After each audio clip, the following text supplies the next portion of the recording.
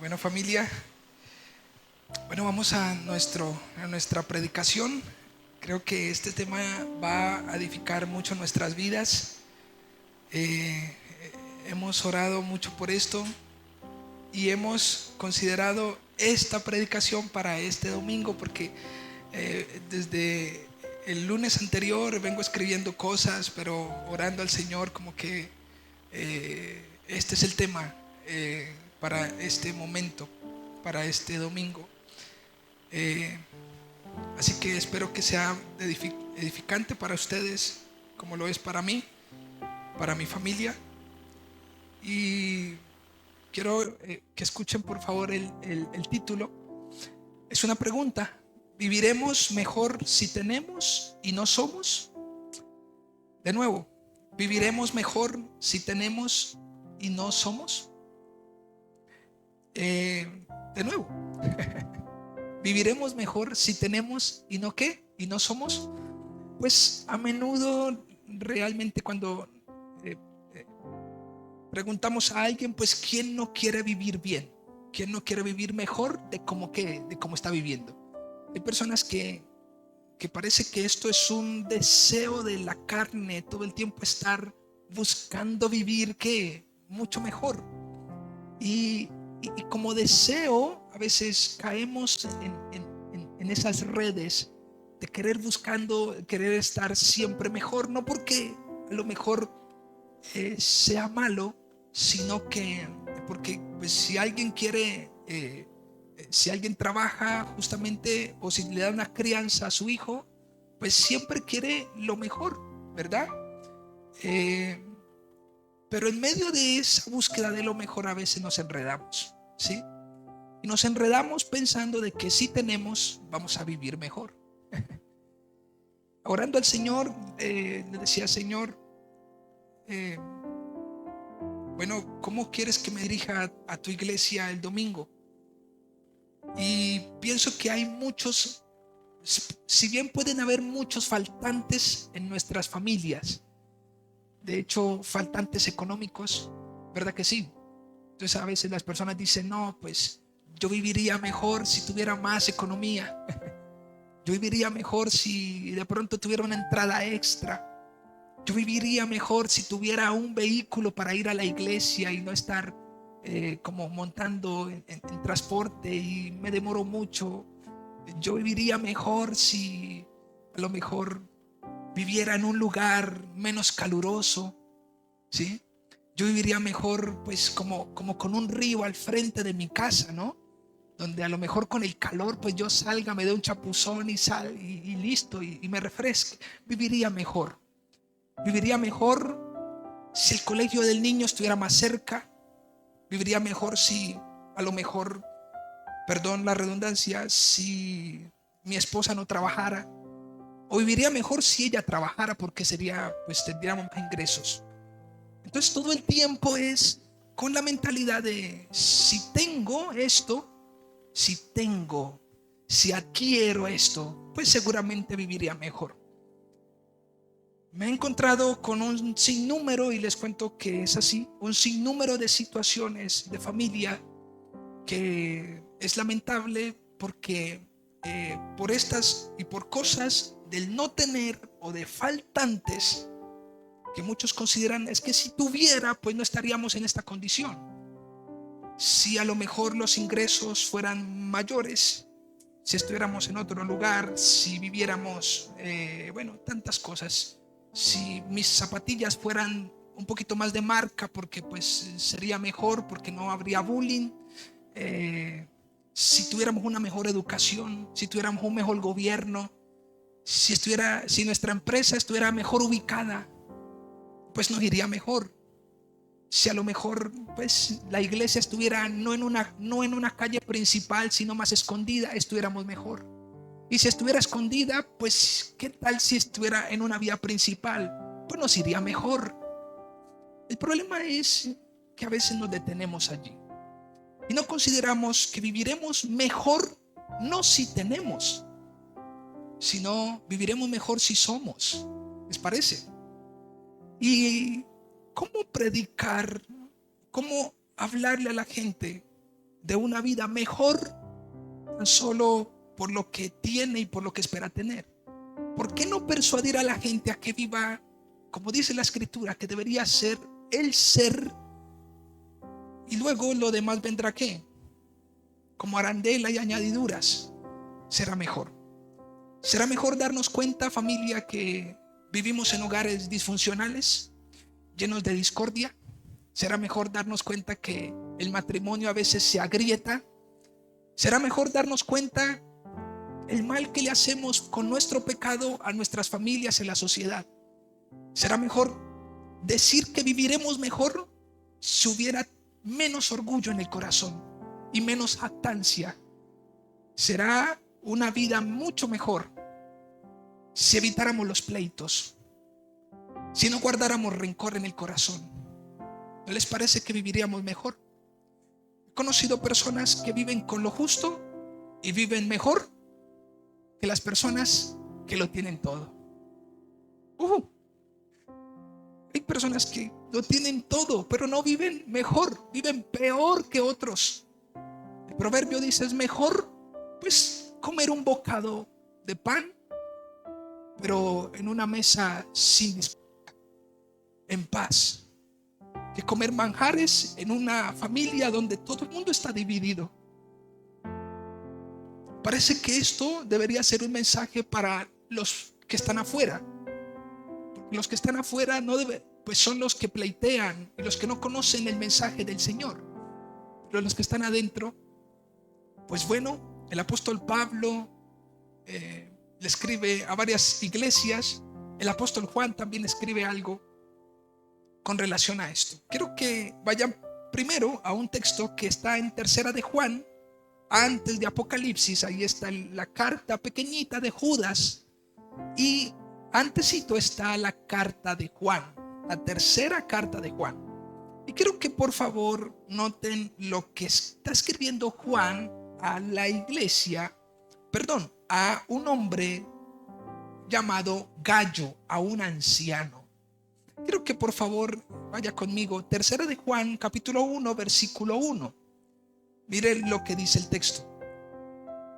El anciano a Gallo, está hablando de Juan a Gallo, a una persona. Escuchen esto: el amado, a quien amo en la verdad. Amado, yo deseo que tú seas prosperado, ¿qué? En todas las cosas, y que tengas salud, así que como prospera tu alma. Uno dice: wow, este hombre entendió. Porque la prosperidad de Gallo no era una prosperidad que aparentosa y que estaba desde la base de lo que tenía, sino de lo que era. ¿Están conmigo? Él reconoce, Juan, el anciano, le dice a Gallo, le dice: hey, yo deseo algo para ti. Y es que de la manera como tú has prosperado tanto en lo que eres, asimismo se ha reflejado ¿qué? En las cosas que vas a tener, en tu salud, en todas las cosas, dice él. Mira lo que dice por favor el versículo 3. Pues mucho me regocijé cuando vinieron los hermanos y dieron testimonio de tu verdad. Ojo con eso. De cómo andas en la verdad. Ojo con eso. No tengo yo mayor gozo que este, el oír que mis hijos andan en la verdad. Si usted nota el texto no está diciendo: pues estoy contento porque por fin te salió el apartamento que tanto buscabas. Por fin tienes un techo donde meter tu cabeza. Wow, estoy contento porque Dios, tu nevera nunca ha estado vacía. ¿Verdad que no dice eso? Dice: yo me regocijo tanto por ti. Es más, me siento tan orgulloso, tan honrado por el testimonio de tu verdad. Entre otras cosas, ese hombre estaba diciendo: eres maravilloso, no por lo que tienes, eres una maravilla por lo que eres. Esa es la vida, esa es una mejor vida. ¿Sabe una cosa, familia? El que vive conforme a las escrituras siempre va a tener una mejor vida. Dígale que está a su lado eso. Si usted vive conforme a las escrituras del Señor, siempre usted va a tener la mejor vida. Siempre. Si usted ignora la palabra del Señor, su vida será una ruina. Pueda tener lo que usted tenga, pero vas a estar arruinado. Porque tu alma y nuestra alma se puede podrir y puede supurar con llagas. Y no va a ser nunca agradable vivir. De hecho, los grandes famosos o los famosos que hoy conocemos históricamente, muchos de ellos han tenido ¿qué? Mucho, pero su vida ha sido destruida. Destruida por el alcohol, por la droga, por los vicios. Porque sin lugar a duda perdieron el rumbo y nunca se dedicaron, pensaron que la mejor vida era tener. Quiero invitarlos por favor a que consideren un texto maravilloso que va a ser el centro de esta predicación. Y quiero invitarlos a Mateo capítulo 18, por favor. Mateo capítulo 18, creo que va a ser una maravilla exponer este texto, porque hoy vamos a estar hablando de algo y es el perdón. El perdón en el corazón. Y a lo mejor muchas personas han escuchado muchas cosas sobre el perdón. No, pues pastor, pues el perdón, sí, pues hay que perdonar, sí. Ajá. Hay cosas que a lo mejor sabemos, pero no aplicamos y no practicamos. Y sabe, hay muchas personas que están en depresión, que están en ansiedad, conflictos entre familias justamente por esto, por la falta de perdón, por la falta de carácter de las personas. Quiero invitarlos por favor a ese texto que se ubique en el versículo 15, por favor. Y antes de leer ese texto, permítame este párrafo, un instante. Dice, ¿cómo vivir reposado y en paz? Escuchen esto. ¿Cómo vivir reposado y en paz? Hay personas en la iglesia que la pasan un poco difícil. Pues pastor, si yo tuviera más dinero, si yo tuviera tal cosa, todo estaría súper en mi vida. No. He escuchado personas que dicen es que se soluciona. La solución es tener más. No, la solución no es tener más. La solución es ser, es enfocarnos en lo que realmente el Señor nos persuade en su palabra. ¿Cómo vivir reposado? Y escuchen esto, y en paz, prosperado y lleno de favor, si ignoramos sus mandamientos. Usted dirá, pero mandamientos, ¿te refieres a la ley? No, no me refiero a la ley tan solo no matarás, no codiciarás a la mujer de tu prójimo, no. Me refiero a aquel mandamiento, gran mandamiento, y es amarás a Dios con todas tus fuerzas, con todo tu corazón, con toda tu alma, y amarás a tu prójimo como a ti mismo. Estos son los grandes mandamientos de la ley. Es más, para el que ama no hay ley. Porque el que ama hace cosas desde su corazón. El que hace simplemente la ley, cumple la ley. Cuando usted piensa en algo, usted está ayudando a su mamá, usted ayuda a sus padres, de alguna u otra manera. Si usted ayuda a sus padres por ley, por imposición, pues hay que revisar si es desde el corazón. Porque como hay ley, entonces la ley me obliga ¿a qué? Ayudar a los padres a hacerlo. Pero cuando hay amor, ¿el amor qué? Para el amor no hay ley. Yo hago sin ley, hago lo que está bien y correcto. ¿Están conmigo? Es interesante porque no podemos ignorar sus mandamientos. Si no consideramos su amor y su perdón, escuchen esto, para vivir de la misma manera, ¿consideramos que viviremos mejor si tenemos y no somos? Pues bueno, no podremos vivir de una manera reposada y en paz, prosperados, llenos de favor, si no cumplimos o no amamos como el Señor manda en su palabra. De nuevo, invitarlos a Mateo 18, por favor. Vamos a ese texto. Vamos a leerlo, es maravilloso. Mateo 18, versículo 15. ¿Están conmigo? Bueno, vamos a la lectura. Dice, por tanto, escuchen eso. Si tu hermano peca contra ti, ve y ¿qué? Y repréndele, estando tú y él ¿qué? Solos. Si te oyere, ¿haz qué? has ganado a tu hermano. Mas si no te oyere, toma aún contigo a uno o dos, para que en boca de dos o tres testigos conste toda palabra.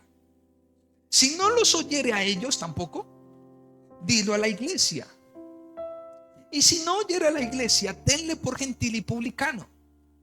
De cierto os digo que todo lo que atéis en la tierra será atado en el cielo, y todo lo que desatéis en la tierra será desatado en el cielo.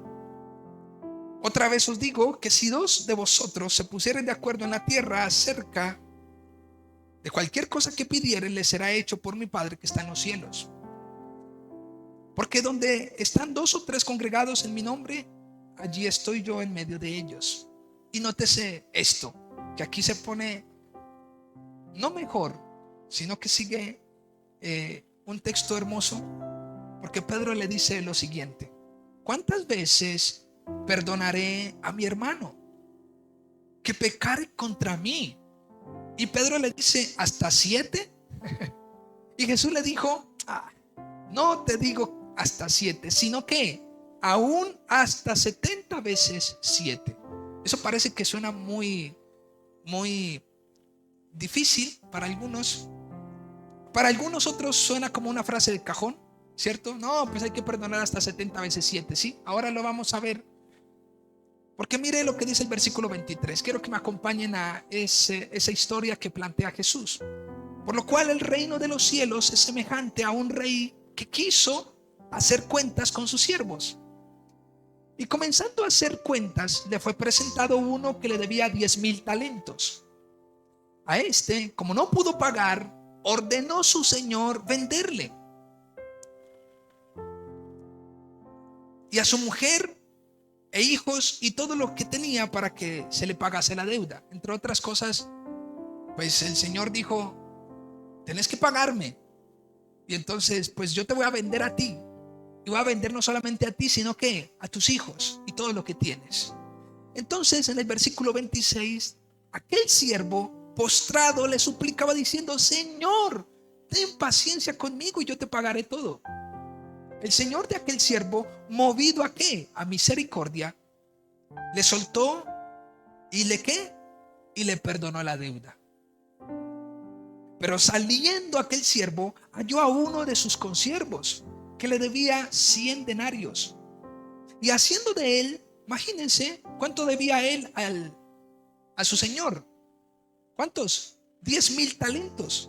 ¿Y cuántos debía este consiervo a esa persona? 100. Vamos a ver. Dice 100 denarios. Y haciendo de él, le ahogaba diciendo: págame lo que me debes.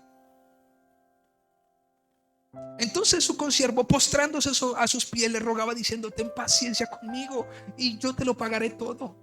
Mas él no quiso, sino fue que fue y le echó en la cárcel hasta que pagase la deuda. Qué bonito. Viendo sus consiervos lo que pasaba, se entristecieron mucho y fueron y refirieron a su señor todo lo que había pasado. Entonces, llamándole su señor, le dijo: siervo malvado, toda aquella deuda te perdoné. ¿Por qué me rogaste? Porque me rogaste. Versículo 33. ¿No debías tú también tener misericordia de tu consiervo, como yo tuve misericordia de ti? Entonces su señor, enojado, le entregó a los verdugos hasta que pagase todo lo que le debía. Así también mi Padre hará con vosotros, si no perdonáis de todo ¿qué?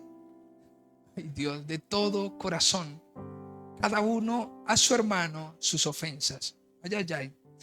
Quiero invitarlos a que escuchen unos puntos, por favor, con respecto a este texto. El primer punto es un mal ignorado, pero que hace mucho daño. ¿Qué nos enseña este texto? Que hay males ignorados, pero que hacen ¿qué? Mucho daño. A veces consideramos que el problema es la deuda, el problema son las finanzas. Nos detenemos a considerar eso, pero no consideramos que hay una plaga que está permeando ¿qué? Mi corazón, que ha permeado la familia y que ha puesto la familia y mi corazón ¿en qué? En pleito, en una posición que no debería estar. Lo difícil de entender es cómo ignorar algo que nos hace daño. A menudo las personas dicen, pues yo no sabía que eso era como tan fuerte. Hay personas que dicen, wow, pero yo no pensé que eso hiciera tanto daño. Pues yo toda mi vida lo estaba ignorando. Ayer hablaba con alguien y hablábamos sobre los tornillos. Entonces yo le decía, me decía, un tornillo puede hacer un desastre. La falta de un tornillo puede hacer ¿qué? Un desastre. A veces ignoramos que a alguna pieza le falte una tuerca o un tornillo. Pero resulta que esa falta puede causar ¿qué? Todo un desastre. En momentos no consideramos que nuestros hijos ven a los padres en contienda y los padres dicen, tranquilo que no pasó nada. Y resulta que los hijos, eso que estás ignorando que pasó, eso vino en trascendencia. Ese mal ignorado hizo mucho daño a la familia. Luego cuando está la familia en la mesa, el niño sale con un comentario y los padres dicen, ¿y por qué salió y dijo esto? Pues por lo que escuchó antes, porque hay algo que se ignoró y que empezó a hacer daño. Pues bueno, cuando Jesús está exponiendo este texto, de hecho él viene hablando en el capítulo 18, versículo 1, hablando de quién es el mayor. Le preguntan los discípulos, ¿quién es el mayor en el reino de los cielos? Y hay un contexto total. Pero la pregunta es, ¿por qué Jesús habla acerca del perdón? Porque es algo que se ignora, porque son cosas que a veces se ignora, es un tema ignorado, pero ¿qué? Pero que hace mucho daño, ¿sí? Entonces la persona pleitea en su casa, viene a la iglesia y le dice, Señor, perdóname, me equivoqué ayer. Listo, sale de la iglesia animado y va a la casa y no le habla a su cónyuge, no le habla a sus hijos. Pues permítame, les digo algo. Hemos hecho la mitad de la tarea. ¿Está bien pedirle perdón a Dios? Claro, Señor, me equivoqué, ayúdame a cambiar, santifícame, Señor. Pero lo que está mal es dejar el pleito allí, abierto. Dice en Efesios, dice el texto, airaos, pero no pequéis, y no se ponga el sol sobre vuestro enojo. Es interesante. El texto no está diciendo no estén airados, es pecado. El texto está diciendo airaos. Es decir, ustedes pueden ser movidos a qué? A lo mejor a un disgusto. A un disgusto. El problema es que ese disgusto trascienda tanto que empiece a fracturar ¿qué? Las relaciones. Y esto no está pasando afuera, esto está pasando con las personas de la iglesia. Esto pasa en la iglesia, familia. La falta de perdón. Las personas a menudo ignoran tanto mal y dejan los asuntos allí. En muchos momentos, hasta el que falló o los implicados ni siquiera quieren tocar el tema. ¿Les ha pasado eso? Pues vamos a comer, hagamos otra cosa, pero no hablemos de eso. No, hable de eso. Siéntese, y ahorita lo vamos a ver. Siéntese con la persona y hable del tema. Porque es la única manera ¿para qué? Para perdonar, para remendar los momentos difíciles que se viven. Un mal ignorado que hace ¿qué? Mucho daño. El Señor Jesucristo le escribe esto estando con los discípulos. El versículo 15, Mateo 18, por favor vayan a ese texto. Por tanto, si tu hermano peca contra ti, Ve y repréndele estando tú y él solos, y si te oyere has ganado a tu hermano. ¿Saben una cosa, familia? A veces la falta de carácter y la falta de poner la cara frente al otro y mirarlo a los ojos permite que las grietas sean mucho más grandes. Cuando ignoramos que debemos perdonar, pues familia, lo que empezó como una grieta podrá terminar como un boquete, como algo grande, como una herida que hiede si no se subsana y no se venda las heridas. Usted se preguntará, pero ¿por qué el perdón? Y este es el punto número 2. ¿Por qué la necesidad de perdonar? ¿Por qué Jesús expresa esta enseñanza? ¿Por qué la necesidad de perdón? Ese es el punto número 2 que nos enseña este texto. La respuesta es la siguiente: porque siempre será necesario. ¿Y por qué es necesario? Escuchen, porque cometemos pecado contra el otro. Porque somos hombres que somos personas que cometemos errores, que pecamos. Entre otras cosas, el hombre de pecado, perdónenme, pero siempre mete las de caminar. ¿Están conmigo? Y si andamos en el pecado, pues el hombre de pecado no va a ir arrepentido a pedir perdón. ¿Están conmigo? El hombre que ha pecado, lleno de orgullo, de jactancia, siempre va a esperar que ¿qué? Que le pidan perdón, porque es que él se equivocó, porque él la cometió contra mí. ¿Sí? Usted como cristiano ha leído bien el versículo 15 en su Biblia. El Señor Jesucristo está diciendo, por tanto, si tu hermano peca contra ti, ve y repréndele estando tú y él solos. Es interesante porque el texto dice, ve tú, no dice espéralo a él.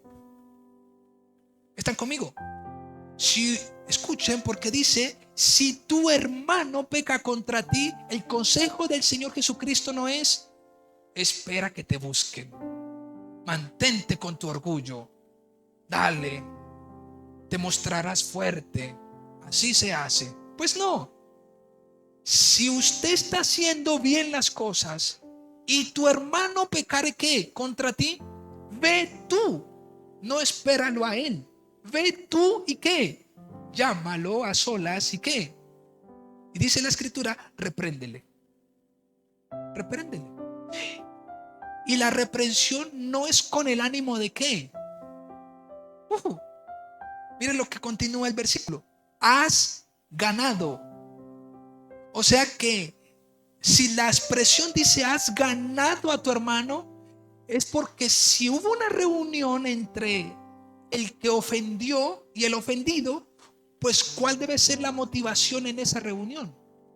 Que haya ¿qué? Que haya ¿qué? Que se gane el hermano. Si una persona mostrará madurez espiritual, si tiene el carácter para llamar a la persona y decirle que, mira, tú te equivocaste. El que llama y dice y amonesta, pues debe tener carácter para reprender. Pero el que, y aquí viene algo, y es el ofendido debe tener ¿qué? Disposición y humildad para reconocer. ¿Están conmigo? No hay algo más lindo que una persona, que usted llame a una persona y la otra persona, si el hijo fue grosero con la mamá, con el papá, con el abuelo, y usted lo llama al hijo y le dice, venga, y usted lo reprende, ¿qué usted espera de su hijo? ¿Qué sería lindo de su hijo? Pues sería maravilloso si su hijo dice, papá, sí, yo sé que me equivoqué y te pido perdón. Si yo reprendo a mi hijo o a la persona, no debe ser con el ánimo de juzgar. ¿Están conmigo? Sino con el ánimo de ¿qué? de ganar al hermano, de vamos, reconcíliate, vamos. Para eso debe haber una disposición y una humildad, una actitud de arrepentimiento del que hizo el mal. Siempre será necesario el perdón, por una sencilla razón. Reitero, porque somos personas de pecado, porque pecamos contra otros. ¿Por qué le pedimos perdón a Dios? Porque hemos pecado. ¿Por qué debemos pedirle perdón a las personas? Porque si pecamos contra las personas, pues debemos bajar la cabeza y decirle perdóname. Ahora, si usted está recibiendo este mensaje y usted ha sido el que ha ofendido y esa persona no lo ha llamado, pues entonces usted vaya ¿qué? Salga de la iglesia y vaya corriendo a ponerse a cuentas ¿qué? Con su hermano.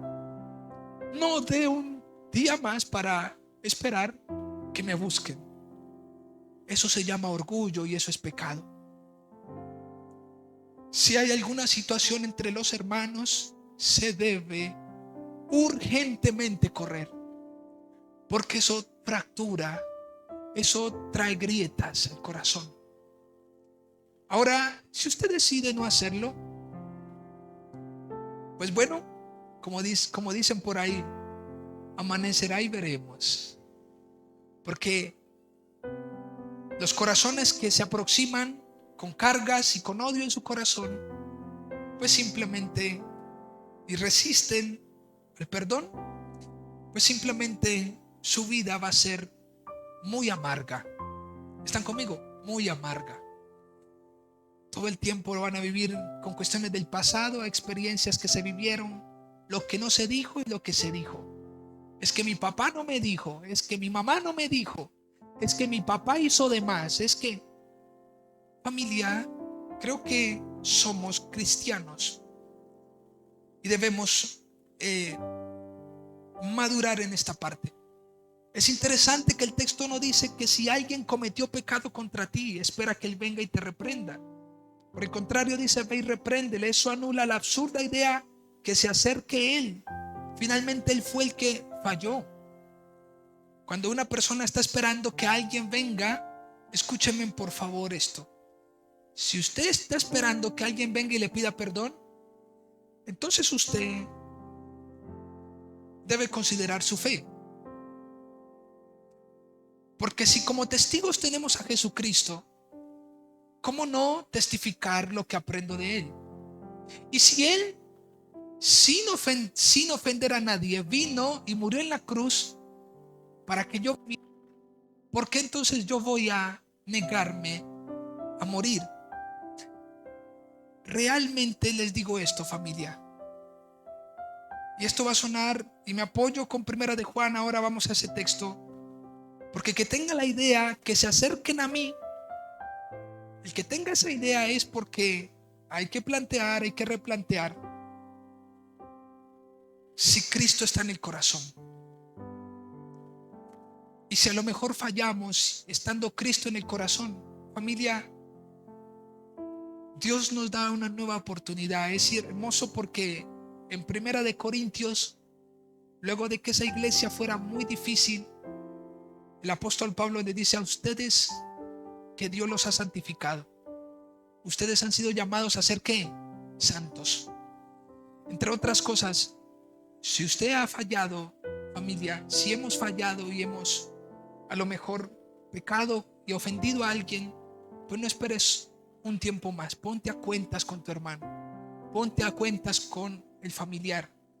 Es horrible, es absurdo decir que voy a la iglesia y todavía ando en pleitos con mis hermanos. Reitero, si eso pasa, pues yo no soy un juez aquí en la iglesia ni soy árbitro, pero sí les digo, anímense, doblemos rodillas delante del Señor y digámosle al Señor: Señor, ayúdame a ponerme a cuentas con mis hermanos. Cuando uno va a perdonar a alguien, hay hasta mariposas en el estómago. ¿No les ha pasado? Cuando usted va a poner la cara y usted va a ver las personas de frente y usted va a solucionar una cuenta, usted se siente incómodo. Y a lo mejor uno dice, como decía el chavo, sí lo hago, hazlo.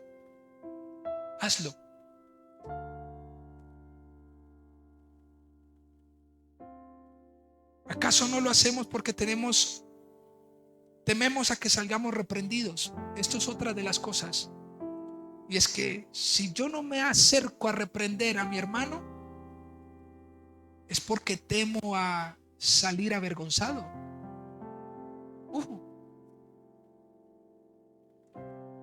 ¿Por qué Dios llama a cuentas a la gente?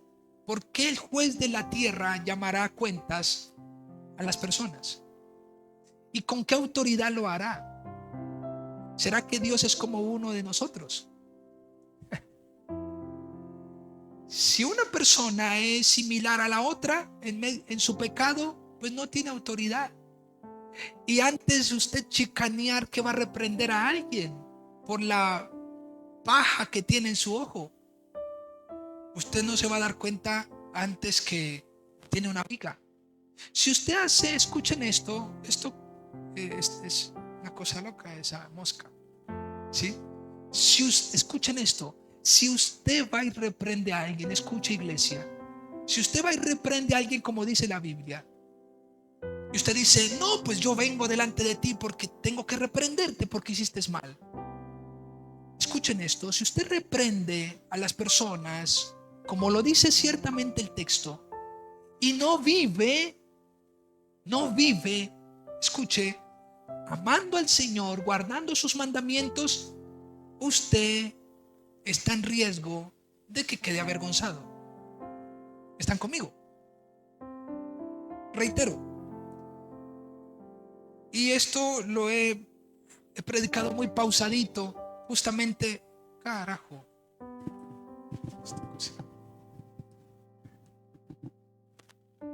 Escuche, por favor.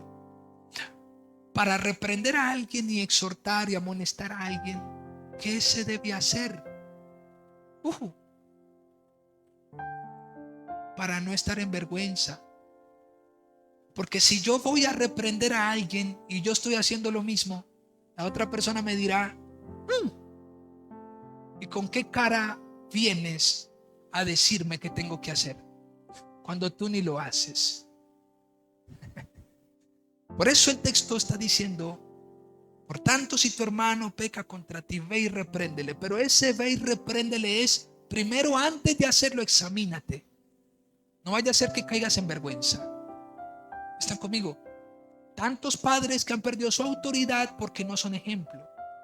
Y cuando van a reprender, o el jefe viene y le dice al empleado, ¿y tú por qué me estás robando? Y el empleado le dice, pues con todo respeto, pues yo sé que usted es mi jefe, pero yo te he visto hacer lo mismo. Papá viene y le dice, hijo, ¿por qué estás haciendo esto? Viendo pornografía.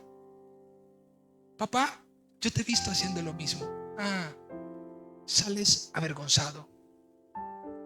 Para reprender hay que tener una integridad y una santidad que lo dice la Escritura. Ahorita lo vamos a ver. Dice,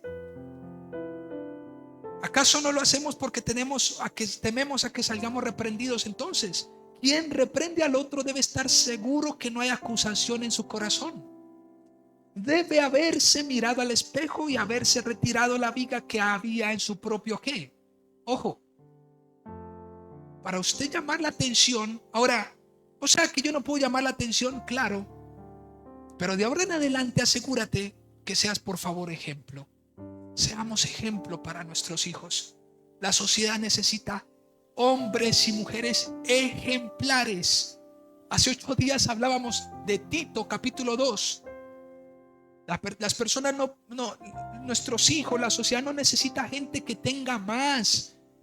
La gente necesita personas, corazones que sean formados desde la Biblia. Eso es lo que necesitan nuestros hijos. Hace 8 días hablamos de Tito y decía: los ancianos en edad, los de 60 años aproximadamente, los ancianos, los varones, sean prudentes, sean sanos en la fe, en el amor, en la paciencia. ¿Se acuerdan de ese texto? Las ancianas, ¿qué? Maestras del bien, no dadas al vino, que enseñen a las jovencitas a amar. ¿A quién? A sus esposos. Y cuando yo doy un ejemplo de wow, pues tienes que perdonar a tu esposo, hija, es porque hay un ejemplo en mi vida. ¿Están conmigo? Lo más feo que uno escucha en la calle, familia, y es tan triste, yo creo que usted también lo ha escuchado, que las personas dicen: míralo, y eso que va a la iglesia. Eso es como una puñalada al corazón. ¿Y qué tanto vas a la iglesia? ¿Y qué es lo que te enseñan allá? Oh Dios, perdónanos, porque salimos avergonzados nosotros y sale blasfemada la palabra de Él. Tanto que a veces he escuchado que dicen: míralo, ni Dios ha podido con él. Es tan necio que ni Dios ha podido con ese corazón. Oh, por Dios. Está diciendo que Dios y su palabra es insuficiente, que no tiene el poder para transformar el corazón. Seamos testimonio, familia. La manera correcta es, pues bueno, perdonando. ¿Qué dice Mateo 5? Por favor, vayan un momento. Mateo 5 del 1 al 5. Mateo 7 del 1 al 5. Perdón.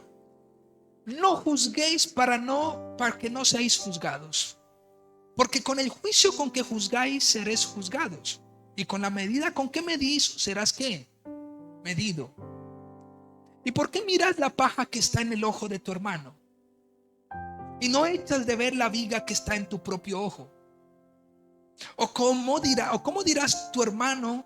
Escuchen esto porque esto es muy interesante: déjame sacar la paja de tu ojo, y he aquí la viga en el ojo tuyo. Versículo 5, hermoso. Es tan hermoso porque empieza de una manera firme, no mentira. Dice: hipócrita, saca primero la viga de tu ojo, de tu propio ojo, y entonces ¿qué? Verás bien para sacar la paja. ¿Qué? ¿Será que la Biblia prohíbe ir a ayudar a sacar la paja del ojo ajeno? No, porque la Biblia está diciendo: el sacar la paja del ojo ajeno está bien. Lo que hay que considerar es: quítate la tuya para que veas bien. Dice la Biblia: saca la viga que hay en tu ojo para que puedas ver ¿qué? Bien. Escúchenme por favor. La mayoría de conflictos en los hogares no tienen que ver con ellos, tienen que ver conmigo. Vuelvo y se lo repito. En el matrimonio, en las relaciones con los hijos, la mayoría de problemas radican no en que ellos sean un problema, sino en que en mi corazón hay un problema. Aquí hay algo. Si yo amo, sabré conducirme. Si yo los amo a ellos, aún en medio de su necedad, sabré conducirme. Sabré hablarles. No echaré la leña al fuego. Seré prudente. Mi ejemplo no les dará de qué hablar a ellos. ¿Están conmigo? Pues es que voy a hablar de esa persona, pero hace las cosas tan bien. No se puede hablar de ella. De hecho, no tengo nada que hablar de mi mamá. De hecho, acepto el consejo de mi mamá y su reprensión porque he visto que es una mujer que ejemplar. Pero cuando nuestros vestidos están manchados, Oh, por Dios. Es vergonzoso intentar quitar la viga del otro. Es vergonzoso. Hasta el Señor lleva del bulto, por favor. Número 3, que nos enseña este texto. Esto lo hemos hablado. La reprensión y corrección debe ir con el propósito de ganar al hermano, no con el propósito de destruirlo. Lo que está diciendo el texto en Mateo 18, ve y repréndelo. Y si usted va solo y lo reprende, bien. Si usted va, y tiene que haber un propósito, si usted va con su hermanito, con la vecina, y se unen a exponer el caso, porque dice el texto que si no te oyere, entonces llama ¿a quién? ¿A quién? A dos, a uno o dos, y reúnanse, ¿cierto? Y hagan lo mismo. Ahora, si usted trae a estas personas con el ánimo de espérate y verás lo que va a decir, espérate y verás que es más necio, es que no se lo soporta a nadie, pues cometes un error. Porque si tú traes a estos hermanos, no es para avergonzar a la persona, debemos restaurar la persona. ¿Están conmigo? Eso no es para crear chisme ni bochinche ni murmuración. Si yo traigo a una persona y le digo, estas personas están aquí porque lo dice la Biblia, pero también porque queremos todos ayudarte. Esas personas que están ahí deben de ser maduras, llenas de carácter y una vida piadosa delante del Señor. Que no vayan a salir de ahí ni a hablar del fulano, ni tampoco en la reunión avergonzar al fulano. El propósito de la reunión, sea a solas, sea con la iglesia, sea con uno o con dos, es ganar ¿a quién? Al hermano, no destruirlo. ¿Cómo vamos a destruir a alguien con el cual Jesucristo, por el cual Jesucristo dio su vida? No intentes hacerlo, porque te vas a ver con el Señor. Te vas a ver con el Señor. Si tus manos y tu lengua y nuestras conductas destruyen a las personas, pues te vas a ver con el Señor. Ahora, pastores, que es más necio que continúa pecando, entonces tenlo por gentil y publicano.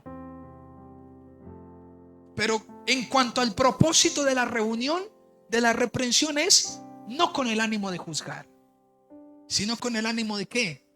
De restaurarlo, de reconciliarlo. Ven, vamos, perdona. Y le explico y le pongo ejemplos de la Biblia y le hablo para que el hermano sea ¿qué? Movido, para que venga y se restaure. De lo contrario, dice Pablo en una de las cartas, a estos dos hombres los entregué a Satanás. Y los entregué a Satanás por su misma necedad, porque no escucharon. Ahora, número 4 es que a partir del versículo 23 al 35 nos muestra una gran verdad, y es que todos somos deudores. Todos somos ¿qué? Deudores. Esta historia habla de dos deudores, pero esta historia es hermosa porque en el versículo 23 dice, por lo cual el reino de los cielos es semejante a un rey que quiso. Es interesante esto, porque no fue que el rey a lo mejor esperó que ellos vinieran nuevamente, sino que el rey ¿qué? Quiso por su voluntad. Él quiso hacer cuentas con sus siervos. ¿Saben una cosa? Dios, porque quiere, puede y no le da miedo, puede hacer cuando quiera cuentas con nosotros y llamarnos a cuentas. Por eso es hermoso la historia, porque él plantea la situación de un hombre, o más bien de dos hombres, que ambos son deudores. El segundo hombre no le debe al primero, y el primero simplemente no le debe a nadie. ¿Están conmigo? La Biblia no dice que el primer hombre estaba absuelto de nada. No, pues no le debía a nadie. No, pues familia, ¿esto qué nos indica? ¿Qué nos enseña esto? que aquí en la faz de la tierra todos somos ¿qué? Pecadores, y todos somos deudores. Entre otras cosas, todo antes de que la Biblia demande perdón, todos los que hemos sido redimidos, renovados, escuchamos el evangelio, creemos en Jesucristo, hemos recibido el perdón ¿de quién? De Dios. La historia entonces está conduciendo al hombre a decir: si ustedes dos son deudores, ninguno se atreva a sentirse más justo que otro. Ninguno se atreva a lastimar a otro, porque en cuanto a mí, yo a ninguno de los dos lo lastimé. A usted no lo lastimé. ¿Cuánto cuesta entenderlo, familia?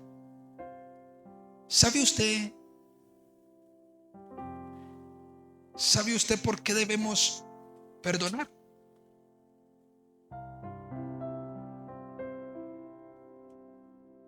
¿Por qué debemos perdonar? Pues porque Dios nos perdonó. El cristiano que ama a Dios perdona, porque entendió que es perdonado. Antes de que la Biblia te lleve a que perdones, si lo entiendes, ya tú eres perdonado. ¿Están conmigo? El que escuchen esto, y si quiere colóquelo en el Instagram o en el estado o en el Facebook.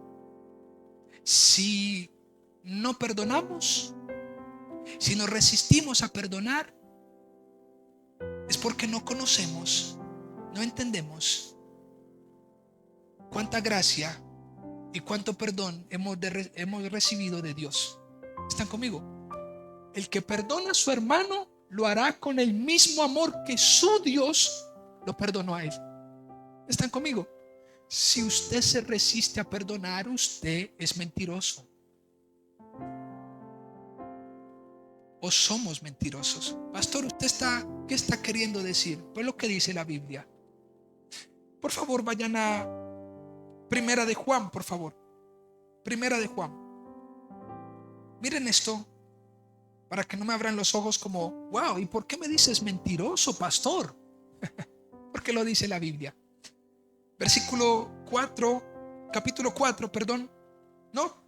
Capítulo 2, versículo 10 y 11. Mira lo que dice: el que ama a su hermano permanece en la luz y en él no hay tropiezo. El que ama ¿a quién? A su hermano permanece ¿qué? Una muestra de que esa persona ha permanecido en la luz es cuando ¿qué? Cuando perdona a su hermano, cuando no carga su corazón. Ahora dice el texto, el versículo 9: el que dice que está en la luz y aborrece a su hermano está todavía en tinieblas. No, pues vamos a leer.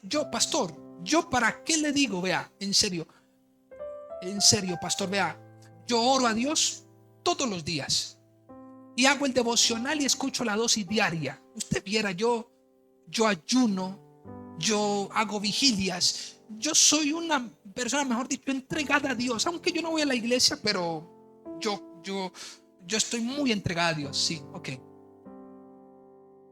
Pasan las horas y la señora o el señor pleiteando en su casa, envueltos en las redes de la amargura y los pleitos y la ira y el enojo, incapaz de dominarse, de tener dominio propio, sino que a rienda suelta deja ir sus emociones y la ira y con la lengua lastima.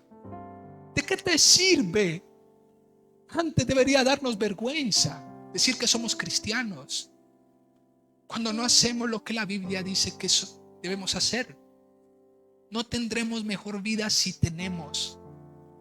Tendremos mejor vida si somos. Usted puede vivir con lo poco, pero con un corazón sin amargura. Puede comerse un arroz con huevo, pero con su casa en paz, con sus hijos en paz, a cuentas todos. Eso es una maravilla. Sin tener mucho podemos vivir mejor que como viven otros. Cuando ponemos la mira en el detalle pequeño, en lo que no debemos ignorar, que a veces agrieta tanto nuestras casas, nuestros corazones. Todos somos deudores. Nuevamente, en el capítulo 4 de Primera de Juan, mire lo que dice. Capítulo 4 de Primera de Juan, versículos 7 al 10. Escuchen esto. Amados, amémonos unos a otros, porque el amor es de Dios. Todo aquel que ama es nacido de Dios y conoce ¿a quién? A Dios.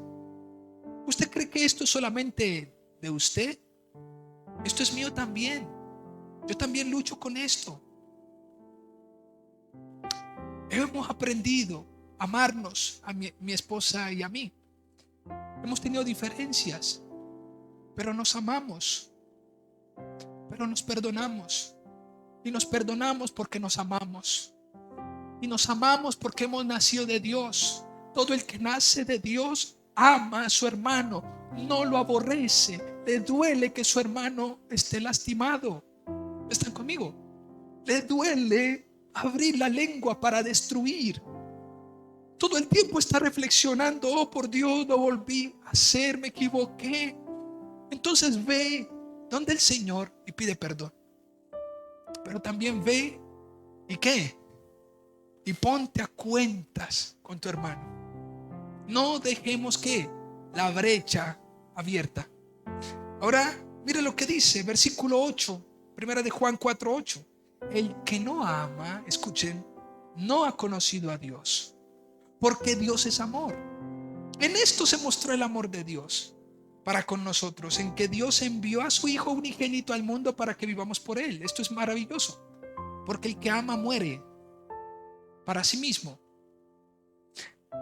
Escuchen por favor, el que ama muere para sí mismo. ¿Lo entendemos? Entonces, si a usted lo lastiman, usted va a decir: ok, como ya no vivo yo, mas Cristo vive en mí, soporto el agravio. De hecho, el apóstol Pablo le dice a la iglesia de Corinto: ¿por qué no sufrís más bien el agravio? ¿Por qué no te quedas callado para que seas testimonio, aunque tengas la razón, con el ánimo de ganar al hermano? Cuando Jesucristo vino a la tierra, dice: como cordero fue llevado al matadero y enmudeció. Y cuando le preguntaban y lo persuadían a que hablara, él ¿qué? En silencio. Necesitaba morir para darnos vida a nosotros. Qué bueno es entenderlo.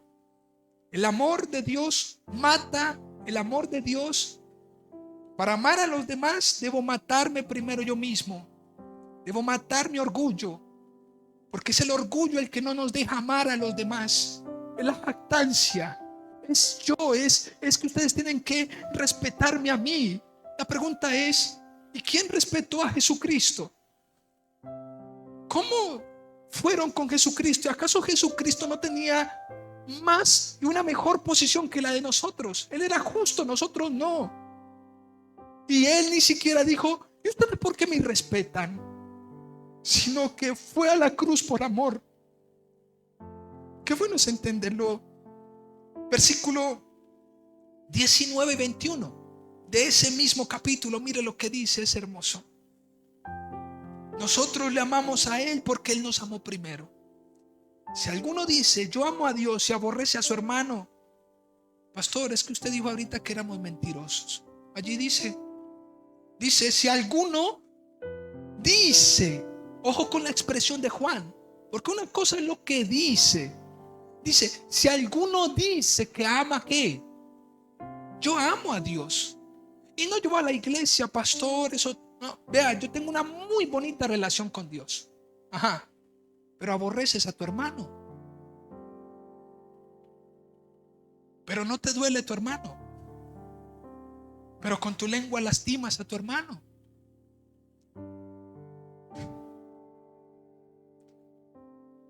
Yo amo a Dios, que el que dice y aborrece a su hermano es mentiroso. Pues el que no ama a su hermano, a quien ha visto, ¿cómo puede amar a Dios a quien no ha visto?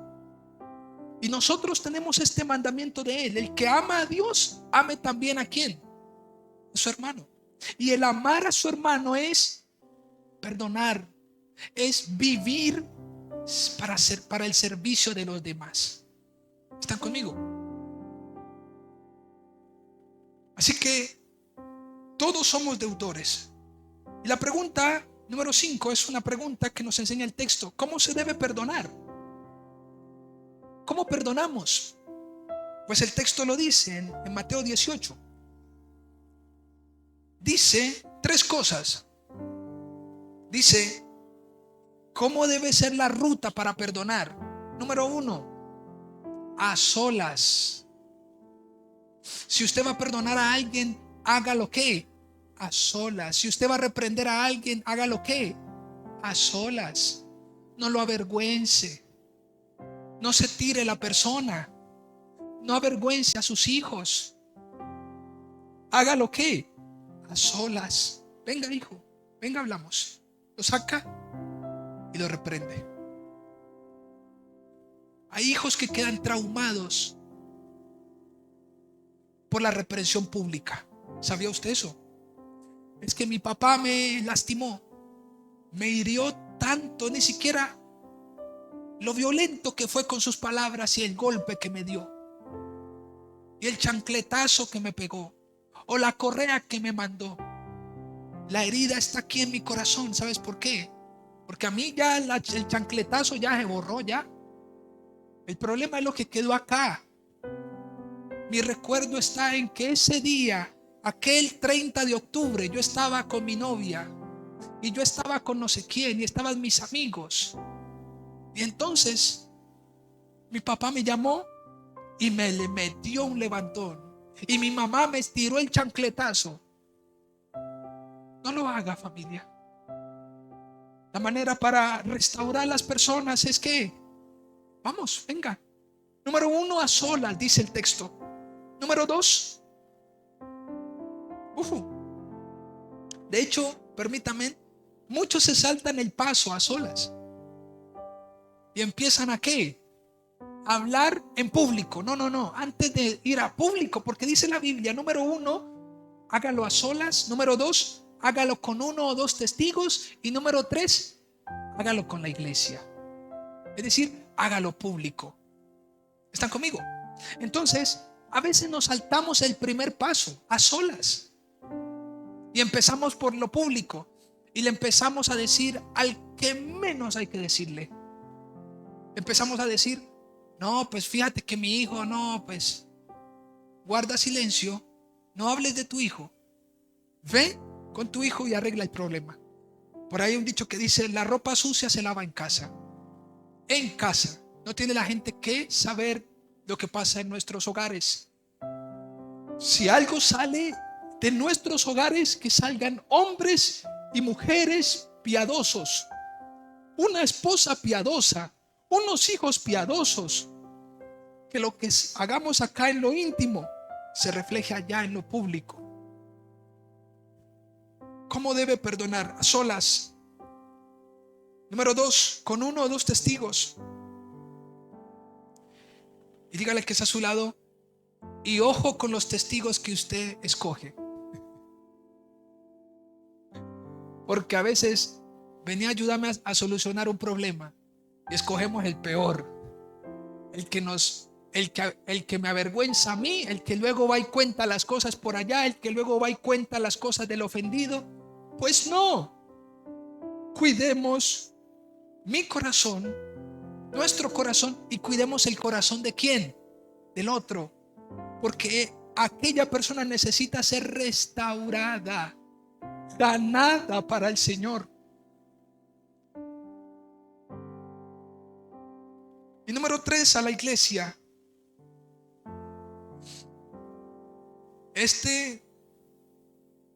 No se hace con el propósito de exponer la persona, de exponer la persona para críticas y juicios, sino para que la iglesia, junto con el proceso de a solas y con 1 o 2 testigos, trate de restaurar y hayan más consejos. ¿Para qué? Para persuadir a esa persona que vuelva, que se haga nada. Ninguno de esta ruta, ninguno, ni a solas, ni con 1 o 2 testigos, ni con la iglesia, ninguno puede levantarse como un árbitro y decir te vas. Si las personas se van, ¿por qué es? Si una persona, su hijo, usted lo reprende y sigue otra vez con lo mismo, y vuelve y lo reprende y sigue con lo mismo, y vuelve y lo reprende y sigue con lo mismo, ¿qué dice? ¿Usted qué dirá? Pues bueno, ya te hablé, ya te voy a soltar. Pero date cuenta que en nosotros siempre estuvo que perdonarte, restaurarte, ganarte. Pero si tú te estás distanciando y yendo, ¿es por quién? Es por usted mismo. Hay personas que no se dejan ayudar. Número 6. Número 6. Considera el perdón de Dios. Sabremos de tu nuevo nacimiento. Se aplica lo que conoces y entiendes para otros. Otra vez, considera el perdón de Dios. Sabremos de tu nuevo nacimiento si aplicas lo que conoces y entiendes. Quiero que vayan por favor rápidamente, ya voy terminando, a Marcos capítulo 12. Este texto lo leí y me causó mucha gracia, mucha curiosidad. Capítulo 12, versículo 28. Escuchen eso, es tremendo. Dice, acercándose uno de los escribas, que los había oído disputar y sabía que les había respondido bien, le preguntó. Imagínense un escriba diciéndole a Jesús, reitero, Marcos 12, 28. Imagínense un escriba chicaneando, preguntándole al maestro, a Jesús. Pero le estás preguntando a Jesús. Es decir, el que debería chicanear no lo hace. Ay, Dios. Así que él estaba a lo mejor jactado, versículo 28, porque Jesús les había respondido bien acerca de la resurrección.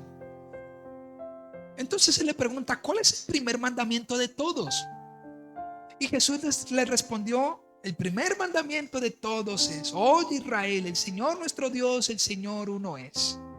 Versículo 30, y amarás al Señor tu Dios con todo tu corazón y con toda tu alma y con toda tu mente y con todas tus fuerzas. Este es el principal mandamiento.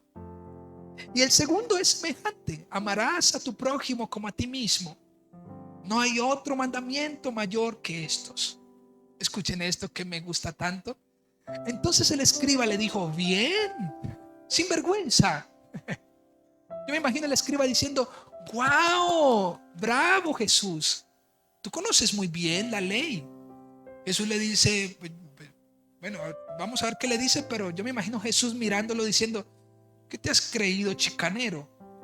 Aquí el que debería preguntar soy yo. Pero mire la sabiduría, el amor de Jesús hacia este hombre. ¿Usted qué haría si una persona lo persuade a usted con chicanería?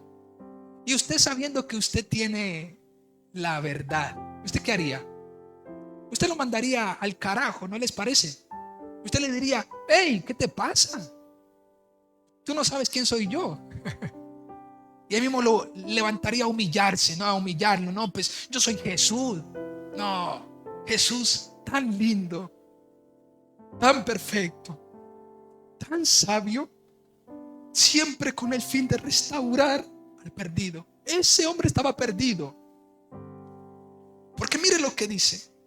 Le dijo, bien maestro, verdad dicho que uno es Dios y no hay otro fuera de él. Y el amarle con todo el corazón, con todo el entendimiento, con toda el alma, con todas las fuerzas, y amar al prójimo como a uno mismo, es más que todos los holocaustos y sacrificios.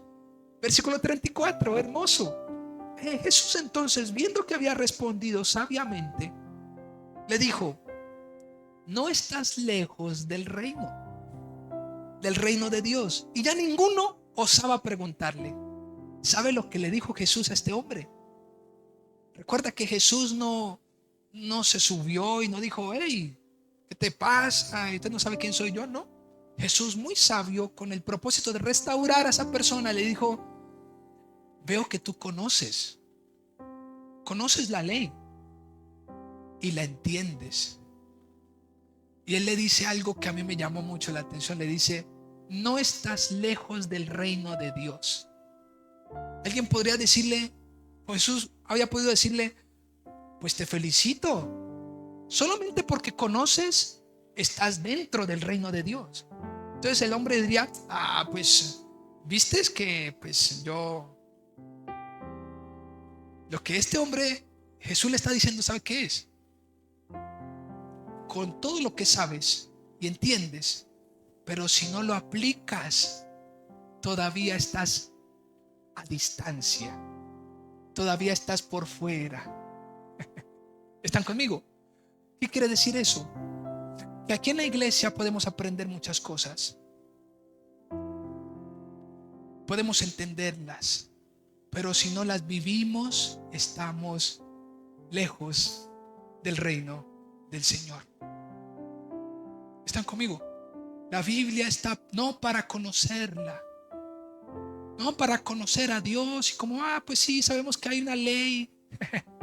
Hay que vivir esta bendita palabra. Hay que amar a nuestro hermano, amar a nuestro prójimo. Si eso lo sabemos, entonces perdonemos, esforcémonos en santificarnos. Esto va a contribuir en bienestar para nuestras familias, para nuestros hijos. Qué bueno es el Señor. Así que, número 6, considera que Dios te perdonó. Considera el perdón de Dios. Y sabremos de tu nuevo nacimiento si aplicas, si llevas a la vivencia, ¿qué? Eso que sabes. Sabes que Dios es amor. Sí, ajá. Y tú dices que tú amas a Dios. Decimos que amamos a Dios. Sí, pastor, ok. Entonces no aborrezcamos a nuestros hermanos. Esforcémonos y oremos a Dios. Al principio les hablaba de los salmos imprecatorios. Usted puede tener rabia con una persona, pero sepa que eso no viene de Dios. Y eso no está bien que usted lo tenga en su corazón. Que usted lo puede tener porque usted es un ser humano. Y usted puede ir a Dios y decirle: Señor, tengo una rabia con ese sinvergüenza. Pues dígaselo al Señor. Pero nunca vaya a lastimar a las personas. Porque Dios, Jesucristo, dio su vida por ellos. Nunca la lastime. Refrene su lengua. Mire su conducta.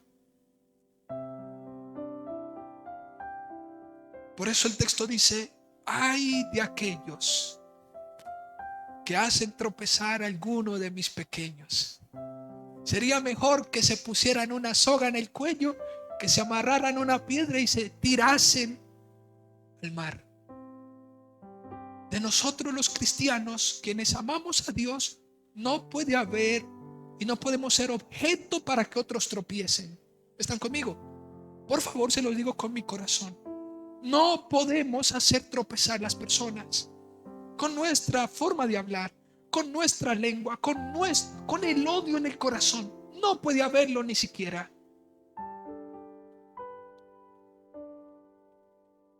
Número 7, por último, el testimonio de tu consideración se hará evidente en la percepción de los demás hacia ti. El testimonio de tu consideración, lo que tú consideras de la Biblia, lo que tú consideras y entiendes de la Biblia, la manera como lo interpretas, será la manera como te mostrarás al mundo. Eso las personas lo verán. Vayan al capítulo 18 de Mateo, por favor. Voy terminando. Mateo 18 nuevamente, en el versículo 31. ¿Recuerdan cuando el consiervo, claro, él salió perdonado? El siervo salió perdonado, todo como ya livianito, ¿no? Estaba liviano. Salió. De hecho, es hermoso porque el texto dice: yo te suplico y te ruego que me des como un plazo, dame como una forma, como tiempo para yo pagarte. Y el Señor, el Señor le dice, no, ni siquiera te voy a dar plazos, no me pagues. Y él dice, wow, yo pensé que me ibas a dar módicas cuotas. Ahora no tengo que pagar nada. No, pues no pagué nada. Uy, no, pues qué chévere. Y se fue. 10,000 talentos debía. Y cuando vio al consiervo que venía, ¿qué le dijo? Hey, sinvergüenza, venga. Deudor. Venga, pecador. Venga, usted que tiene semejante paja en el ojo. Venga. Y lo llama a poner a cuentas. Y esa puesta de cuentas no empieza reconciliando, sino que termina ¿qué? Termina el hombre metido en la cárcel. Entre otras cosas, si hay una reunión entre nosotros para reprender, para reconciliar, para unirnos, debe ser con el ánimo de ganar al hermano. Reitero, con el ánimo de reconciliarnos, no de meter preso, no de avergonzar. ¿Están conmigo? Pero es interesante porque en el versículo 31, después de que este siervo al consiervo no lo perdonó, mire lo que dice el versículo 31. Viendo sus consiervos lo que pasaba. O sea que eso que estaba sucediendo se divulgó ¿qué? A otras partes. La manera como tú consideres la palabra del Señor, asimismo otros lo van a ver afuera. Otros van a decir, wow, mira este hombre. Al igual que Dios lo perdonó, él también extendió su perdón a los demás. Wow, mira que por gracia este hombre fue salvo, tiene vida, está restaurado. Mira cómo ese hombre ayuda a los demás aunque no lo merecen. Cuando el cristiano entiende que yo no merecía lo que él me dio, entenderé entonces a los demás y les daré una nueva oportunidad. Porque yo no lo merecía y tú me lo diste. Ellos no merecen ni siquiera un vaso de agua mío. Ay, es que los odio. ¿Y es que acaso tú lo merecías? Tú merecías el vaso de agua. Pues tampoco lo merecías, porque todos somos deudores. No hay justo ni aún uno, no hay quien haga el bien. Todos estábamos podridos, muertos. ¿Por qué no perdonamos si Dios nos perdona? ¿Por qué no damos por gracia si Dios nos da por gracia?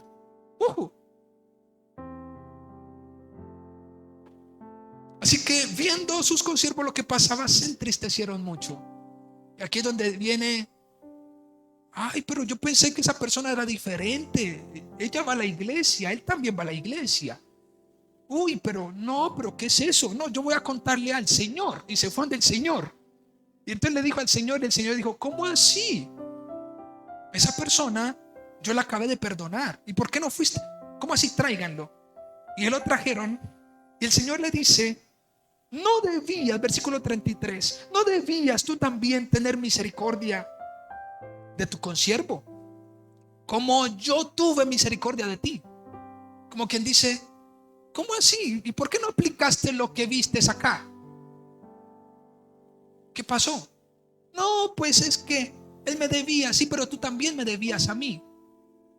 Dice, versículo 34, entonces su señor, enojado, lo entregó a los verdugos hasta que pagase todo lo que debía. Oh, por Dios. El problema es, escúchenme por favor.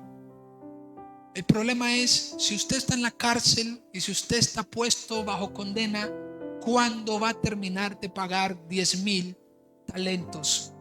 ¿Cuándo? Nunca.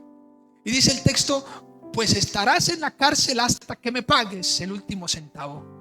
Entonces yo creo que la persona dijo, oh por Dios, pero ¿cómo te voy a pagar si yo no trabajo? No, pues por eso te vas a quedar eternamente allí, te vas a podrir entre esa cárcel, porque no tuviste gracia como yo la tuve contigo. Ten misericordia, Lucas capítulo 6, ten misericordia con los ingratos y con los malos. Ten misericordia, ama a tu prójimo, ama al enemigo. Pues es fácil amar a los amigos, ¿no? No, pues es que es mi pana y no, pues es que él me da de comer, me ayuda, él llora conmigo, ajá, es fácil. Pero qué difícil es amar a un traidor. Qué difícil es amar al enemigo, ¿no les parece?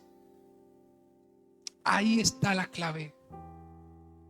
Allí debemos dar testimonio. Bien, vamos a ponernos sobre nuestros pies, por favor. Así que, familia, ¿cómo viviremos mejor? Teniendo más. Reitero, conozco personas que tienen más, pero a la vez no tienen nada, porque presumen de tener un hogar cuando no lo tienen. Presumen de tener un comedor lujoso cuando no hay nadie que se siente en la silla del comedor, porque la familia está dividida.